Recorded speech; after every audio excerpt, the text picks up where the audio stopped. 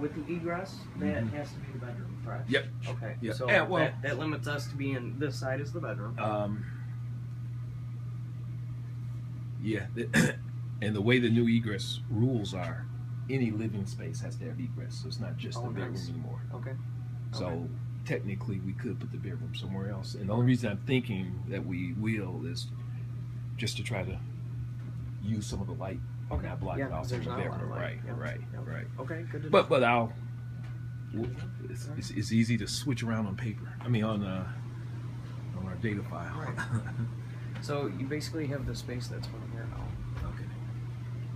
She was a little upset. Workshop here. Yeah. Because she was upset that that's so big over there. And I'm like, no. So. And this is the living space. This will be all the living space. Yes. Okay. We need a storage area, Christmas stuff, that kind of crap. Yeah. Probably try to utilize underneath the stairs. That's kind of what I was thinking. Yep.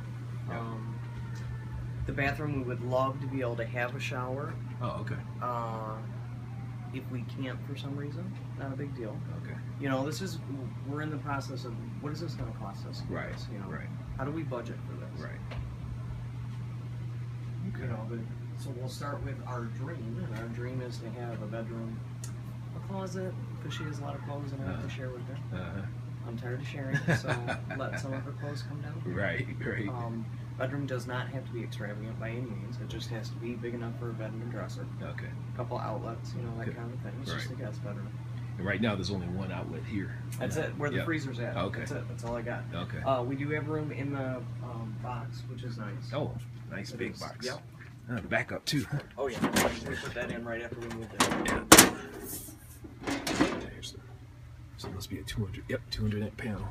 Plenty of. Got some space. Yeah. My electrician will love that. Yeah, I love that. One of the things I looked at when we were looking at homes, and I was like, I can't go wrong with that. Right. So we'll take it. Right. I've had no problems with dampness down here. Okay. We had that massive flooding and Right. really bad last year. Right. It was the weekend before we were moving in, and we hadn't signed the papers yet. Okay. A drop of water down That is super. Everyone in this neighborhood was flooded. That is super. Except for us. And I was like, oh, thank you. Right. So the only thing we had a dishwasher leak. Okay. Yeah, that was it. You know, that was like in the first week. Right. Other than that, we've had no problems. Right. Okay.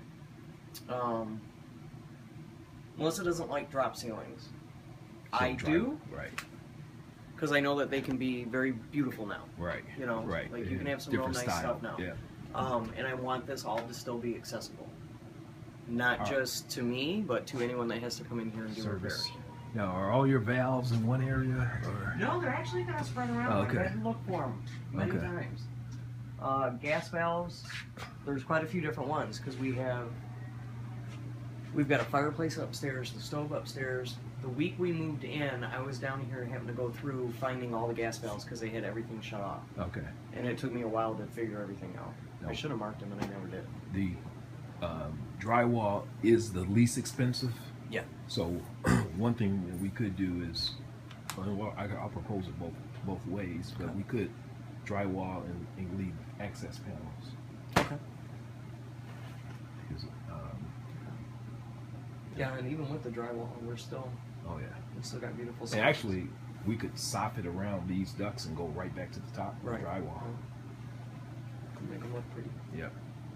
Yeah, it's a big space to work with. Huge. I mean, there's a lot of. Yep.